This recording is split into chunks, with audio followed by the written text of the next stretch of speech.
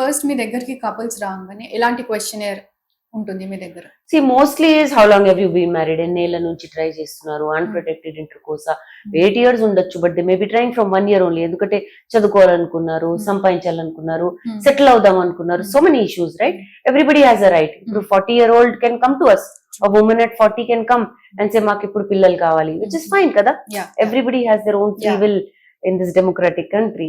So when they come to us, the most important thing is how old are you, how long have you been married, ఎన్నేళ్ల నుంచి try చేస్తున్నారు, కలిసేటప్పుడు problem ఉందా, ఇవన్నీ చెప్పుకోవాలి. This is the only place where you can say if there is a sexual disorder also. So ఇవన్నీ అడిగిన తర్వాత ఏం previous investigations చేశారు. Suppose it's a couple that is fresh, ఒక 3 years నుంచి ట్రై చేస్తున్నారు and they're not gotten pregnant, 30 years కన్నా తక్కువ ఉన్నారు for instance. As an example, what we do is then we begin the investigations.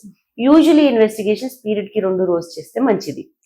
Scanning చేస్తాము and blood test చేస్తాం. Scanning లో uterus లో ఏదైనా ఇష్యూస్ ఉన్నాయా, ఓవరీస్ లో ఏదైనా ఇష్యూస్ ఉన్నాయా అనేది క్లియర్ గా తెలుస్తుంది.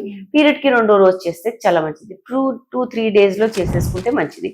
Then comes hormonal test, hormones test చేయాలి. ఇవి పీరియడ్ కి 2వ రోజు చేస్తే మంచిది.